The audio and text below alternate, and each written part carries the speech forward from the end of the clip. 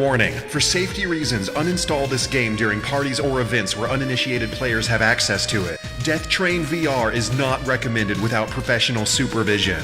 A meticulously fine-tuned audiovisual experience that will fully immerse you in a near-death experience while having to complete addictive challenges. Do not let friends or family try out Death Train without preparation. Provide social support while initiating a new player, and do not film their reaction for easy YouTube views. Is the kind of copywriting that has to be getting some kind of recognition in this industry. Wow, I can't believe how much fun I just had reading a press release. It feels real dirty, I don't like it. For those of you new here, every 6 months or so, I like to turn the spotlight towards games like Death Train VR up there. Games I haven't heard of, games I haven't seen any coverage of outside of my inbox, and yeah, that's This is the actual gameplay of Death Train VR. But with enough coverage of the bad out there and some genuinely clever surprises in here, I'd like to turn our heads away from the Death Train VRs of the world and onto games like Jitomaro. Jitomaro is the hero of the universe, somehow. That's what this game's called, but bumbling this adorable idiot around might have you feeling that there's a bit of exaggeration there. Blast off and fly through space, battle giant robots, explore planets, and chart the universe as you discover new parts and uncover the truth behind Jitomaro's tragic backstory. There's action, there's suspense, there's comedy, there is so much comedy. The procedural world generation of Jitomaro isn't too much of a hindrance. You spend no more than a couple minutes apologetically stomping around these procedural planets before blasting off to the next, with enough handmade content happening between each one to remind you of how much humanity is getting put into this game. Jitomaro is a giant, indestructible, space-traveling robot that can teleport across the galaxy using wormholes. There's not much in the way of a meaty challenge here, struggling over threatening obstacles. It's more like your one obstacle is the procedural animation generation of Jitomaro himself, which is the whole point of the game. Imagine if Sumatori Dreams got made real with a plot and a world, and one made with love at that, one made with a distinct, unique, lovable, cute style. There's so many little touches that went into making this game look as good as it does, like how Jitomaro's face follows the camera as you drift through space. Meanwhile, the combination of kaiju comic aesthetics with a kind of soft, nostalgic cartoon space has this game harkening back to the days when games were honest, humble toys of sometimes melancholy merrymaking. The Spartan goals and wacky control schemes serve those purposes. Move this stick in any direction and something funny, adorable, or maybe kinda sad just happens. Distrust. Hot from the cold forests of central Russia comes Distrust, a 3D Unity game that takes the genre behind Pillars of Eternity and Wasteland 2 to conjure up an isometric 3D survival-em-up that is gamifying the thing. The John Carpenter horror movie from the 80s is translated into an overhead game of controllable flashlights and heavy fog of war, and a shivering amount of empty budget storehouses in here. Every room has an interactive budget of heating and lighting and windows and doors to make this place feel real. Very heavy with atmosphere. I don't want to call it a horror RPG though. The idea of playing to a character-specific role is expressed only so far as these character-specific perks, which influence strategies in forming combat that's more of a timer-ticking management game like This War of Mine.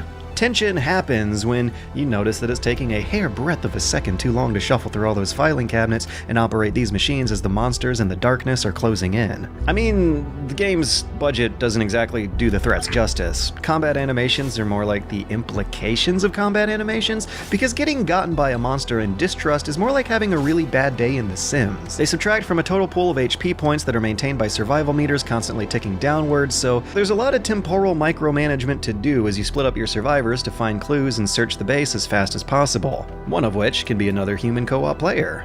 Distrust is a good example of purely mechanical systems-driven horror, and immersive gameplay is the result, like the keychain mechanics. I love this thing. Even if you find the key to a locked door, you still gotta wait around all nervously while your character shuffles through the keyring looking for it, adding some time pressure to that age-old RPG decision of whether or not to bash or pick open a locked door.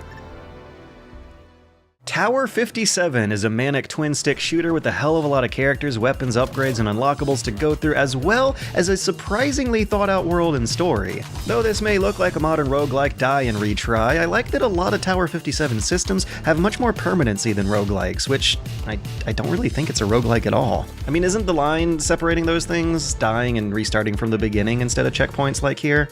Plus, the handcrafted levels have enough soul and detail work put into them to remind you of why most procedural roguelike levels end up so bland. Tower 57, on the other hand, is a lively, thrashing pyromaniac of a game, holding down the shoot button and strafing left and right as it backflips through a window into a room full of bad guys. Surprise! There's not a whole lot of crafting and shopping to do. Most of your cerebral brain space is going to be spent tactically moving around bullet patterns and doing a bit of resource and meter management. The good kind. The kind where you're switching through your whole arsenal of guns during fights to refill ammo as you spend it. The pixel art is astounding. The screen fills up with tons of bad guys and the engine handles it fine. Visual feedback is a lot of harsh-edged, hand-painted explosion spheres, so although the developers claim Amiga shooters as their primary inspiration, the main reference point I'm reminded of here is Shock Troopers on the Neo Geo. That's one of my favorite games ever. The comparison is me praising the balls-to-the-wall action absurdity of this game, but I also want to praise the game's personality. The portrait artwork and character designs are hilarious, and this, steampunk/Art Deco dieselpunk tower is a surprisingly compelling world to explore and story to uncover. Detention. A while ago, I was having coffee with a couple fans, and one of them swore up and down that this was their Game of the Year for 2017, and yet I haven't seen it on anyone else's Game of the Year lists. I haven't heard of it before or after. I Control-F in my inbox and found just one single bland press release for the demo launch months before the real release. I guess the team faced difficulty marketing this game to the English-speaking world because Detention comes from a very far, very different place. It's a period piece of Taiwanese martial law, referencing a period from the 50s till the 80s when the struggle to create a democratic Taiwan separate from communist China led to decades of martial law that was hardly democratic. And it's told very effectively through very effective gameplay horror tropes. You wake up in an abandoned school with everything darker and dirtier than it was before you went to sleep. And for some reason, the school is playing a harmonizing, haunting vocal loop reminiscent of the Resident Evil Remake's mansion's lobby room.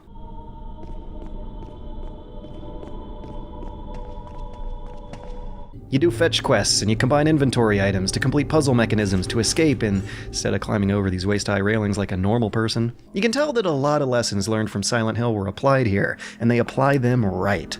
The horror is driven more by atmosphere, sound, and level design rather than combat. You rarely get a good look at the monsters, and oftentimes cutscenes end with your character taking a nap, only to wake up in the rust dimension where all doors are locked. In fact, the soundtrack specifically is vividly an Akira Yamaoka tribute to Silent Hill.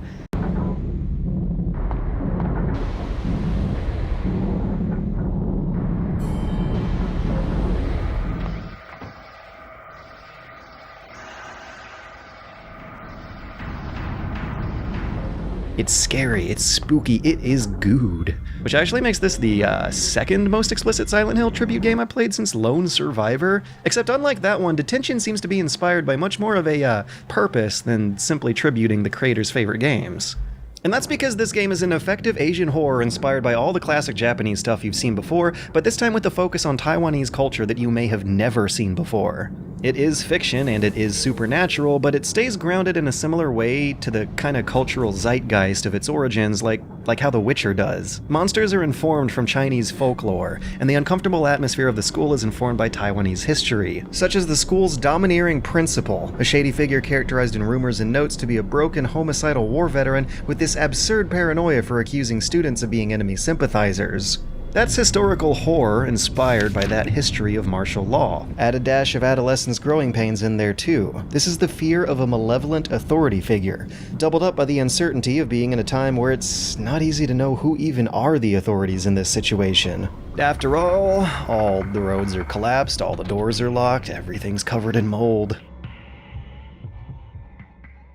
Beat the game! Occasionally I can get away with breaking the rules for these things and cover a game I can only recommend with a bunch of asterisks attached, even though it's doing some really fun things. Beat the game is a pun. It's also this weirdly mismanaged project of an interactive animation demo being sold as a $10 video game with a runtime that can run under most TV episodes, which is only truly offensive because the translation errors promise you more levels after the first, and that's not the case. Disclaimer. Spoiler alert. Beat the Game has only one stage, despite tutorials hyping you up otherwise, and that is one of quite a few translation errors. Weirdest thing is that the company bio says they were founded in San Francisco? You're kidding. This is like the absolute most Eurojank thing I've seen in my life. So looking over the credits, and the studio is a duo of European immigrants who outsourced a lot of the jobs to people from Turkey back home, which explains all of that, but not why the hell they couldn't pay someone stateside to proofread the script of their game. Anyways, all this weirdness strikes me as the product of a lot of cool hip artists who weren't super interested in hanging out with dorky, nerdy programmers, and yeah, they call themselves an animation studio, not a game studio, go figure. The thing is, despite being way out of its time, place, and price, I think there should still be a place in the world for games like this. Games that are mismanaged and janky, but games that manage to get their charm across better because of that. It's weird. Beat the Game is a work of Dali-inspired landscapes that are a match made in heaven for the toothpick-limbed, fisheye-proportioned, early aughties gorilla's anatomy of our character designs, where the dull, featureless horizon of an empty desert is anything but. And its surreal soundscape of tinks, cracks, and whistling winds are what you spend the game collecting. Walk around the desert, stick your microphone into collectible sound makers, much of which delightfully make no sense, and mix the corresponding bassy wah wah wah wah wah wah wah into your own background track before playing it for a crowd as the boss battle. That's how this game's pseudo-adventure game setup works. You wander around the puzzle box world, soaking up toasty sights and stories along the way, as it all comes together over about 30 minutes to an hour. The market may have decided that experiences like this shouldn't be popular, but I don't know if the world's gotta be drastically different to make that possible. Beat the Game is a peek at a concept vastly explorable, a formula that can reflect the sights, sounds, and feelings of many genres of art. On the other hand, it's also a quirky reminder of just what developers actually can get away with. Creativity, ambition, mistakes, passion, and pressure are all being expressed here.